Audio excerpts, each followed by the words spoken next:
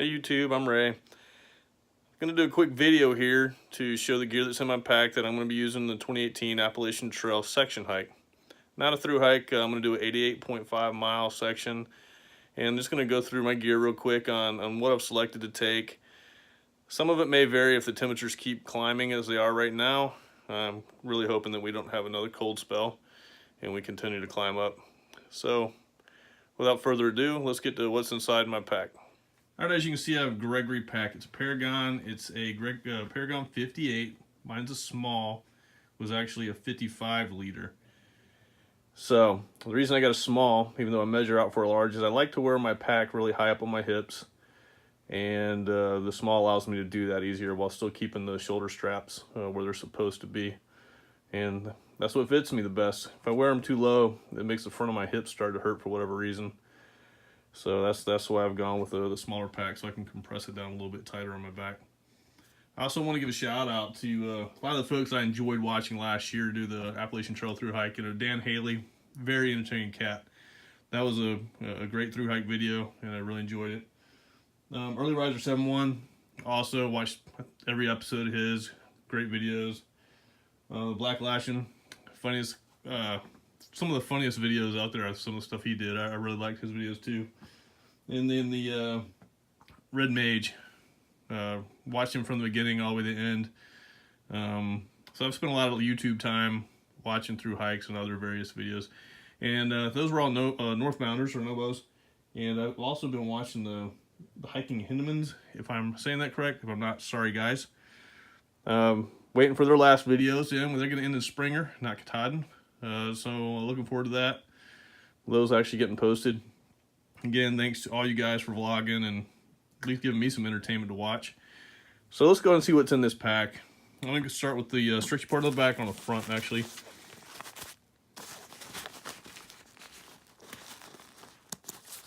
So down in here, bring something you don't see very often. This is a sponge. And the reason for this sponge is so I can wipe any condensation on the inside of my tent out, which I'm sure I'm going to have because I'm planning on leaving here late February, and I'm going to be doing a section between Gooch Gap and Rock Gap. It's about 88.5 miles, I believe, and so I'm pretty sure that's going to come in handy. If not, it weighs almost nothing, and I can easily throw it away because it costs almost nothing. Now, from a rain gear perspective, I have frog togs. They're in there. No real reason to pull them out. You don't know what frog togs look like. I got the tops and bottom, mostly for added warmth, should it be required. Camp shoes, Crocs. They're real comfortable. I have to wear them with socks though. I don't know if you've ever worn Crocs just around. If I wear them without socks, they mess up the top of my feet. Butt pad, thermarest. I think that's almost a must-have, or at least some sort of seat, something to sit down on while you're out there that's not going to get your butt wet, a little bit soft. It's nice to have a little bit of cushion. So for my water filtration, like a lot of people, Sawyer Squeeze. It's right there. It's been around a little bit. Might end up getting me a new one just because that way I know it's brand new and the bag's brand new. I still use my bags, and a lot of people throw them away. I also use smart water bottles. I have some of the Walmart bags. I might cut some of those up and use those for scoops. It seems like as much rain as I have, water should be readily available fairly easily out there on the trail right now. So let's open up the brain of the pack and see what's in there. So my brain, have my shovel. This guy is super light and doesn't really take up that much room, and I think it's a good idea. I know you have trekking poles and sticks and all that kind of good jazz, but something that's purposely built for that, I think is the right thing to do. Inside my brain, I also have the 2-gallon Ziploc bag full of gloves. These are a pair of hunting gloves that I had. I got some REI rain covers for the gloves. Should I run into a lot of rain, don't want my hands getting wet, especially when it's going to be cold out there. Toilet paper, small first aid kit. Need to add some Advil items to that. I got a wool hat. I also have a buff. I might get rid of the wool hat if the temperatures continue to show like they're going to stay up. Got a black diamond headlamp. spare lighter, a toothbrush. That's what's in the top there. I also have, right now, in my top, basically an Anchor battery type thing. It's not actually Anchor product.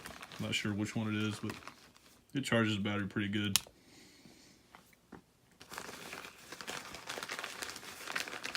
Also got some baby wipes or wash towels, if you will. Not 100% sure if I'm going to take those. I might take a few and get rid of the main bag just to cut down on weight a little bit. Now let's get inside the pack and see what's inside my Gregory.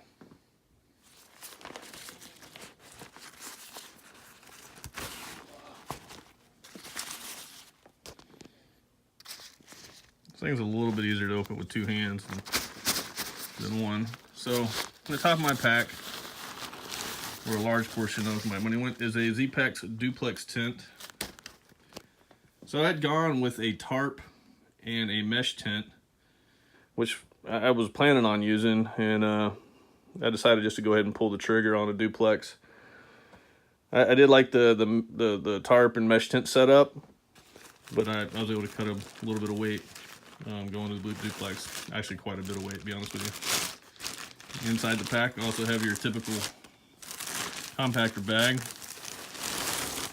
I have my puffy jacket, which I threw in there for this video because it normally doesn't live in my backpack because I wear this kind of daily. It's an REI Co-op jacket. I love it. We'll see how well it does out on the trail. It's just got urban use now, and so far I like it a lot as a jacket. It's comfortable. Also down in the pack is my sleeping mat. Sleeping mat is a static V, uninsulated. So I'm hoping the temperatures continue to trend up. That'll be nice. If not, I'll find out just how cold a static V can be when it's chilly. Also inside my pack is my clothes bag. Seems a bit big. It is chilly out right now.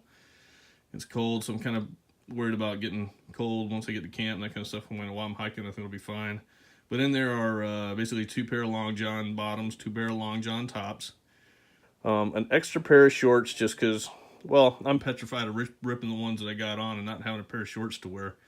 I should wear the shorts with the zip-off legs, so I got 2 pair of them. But I've only got the shorts in my extra clothes bag. I figured the bottom of the legs would be okay.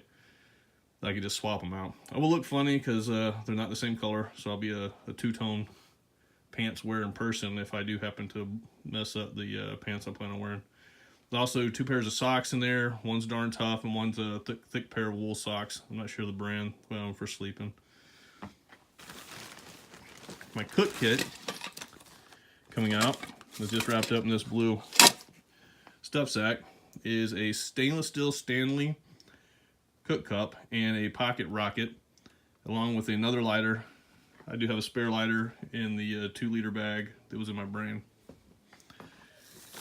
And then down inside my pack, something else. The Eros pillow. I've used it. I like it. It's pretty comfortable. Some reviews said they pop pretty easy. Mine has not popped. Still holds air. I'm hoping it does throughout the whole hike. Speaking of which, my hike is from Gooch Gap to Rock Gap, North Carolina, which I think is about 88.5 miles. I do have the AWOL guide on my phone, and I actually have the hardback AWOL guide, and I'll probably take the pages associated with that portion of the trail with me. If it pops, I'll use that. Now, my sleeping bag. I'm going to go ahead and put the phone down and pull the sleeping bag out. Alright, so here's my sleeping bag pulled out of the bottom. I do not use a stuff sack with my sleeping bag. I just shove it down in the bottom and then kind of press everything else that's going to go in there on top of it. The sleeping bag is a Pariah Outdoor product. 15-degree thermodown. And I have not taken it down to its lower limit, so I don't know where it's going to go for me. And I'll be checking that out. My review of all this gear, I'm gonna test it out and kind of review it while I'm out there on the trail. And each day I'll take a video and probably review at least one maybe 2 of the items as I'm out there, and then I'll post them here on YouTube, and people that might be interested in these can take a look. I also bought the Z-Packs front bag. The reason I did that is on my previous hiking trips, always stopping and getting inside your bag to get your food out for lunch. It's kind of a pain. So I don't cook for lunch. What I do is I'll typically eat bars and that kind of stuff for lunch, and that just makes it easier. And I'm gonna pack it in that pack's my plan, and my phone will probably go in there. Although it does actually fit in my pockets, I think it'll be easier to get out of there. If I find that on the front of my pack, because I have not done a lot of hiking with that on the front, if I find that stinks, I'll just strap it to the pack and go from there. So I'm glad you guys had a chance to look at this. Hope y'all enjoy the video, and I'll make some more as I'm out there on the trail. And I'm not going to do just the Appalachian Trail. I also plan on hiking some local trails around the metro Atlanta area, just so, you know, people that maybe are here in the metro area want to look at them, and they'll have an opportunity to see these local trails and maybe get the idea they want to get out and do some hiking too. So thanks again to all you folks that through hiking 2017, and previous to that, Homemade Wanderlust, great videos. PCT hike and her AT hike were both great. Thank you guys for posting those and giving me some entertainment throughout the winter time.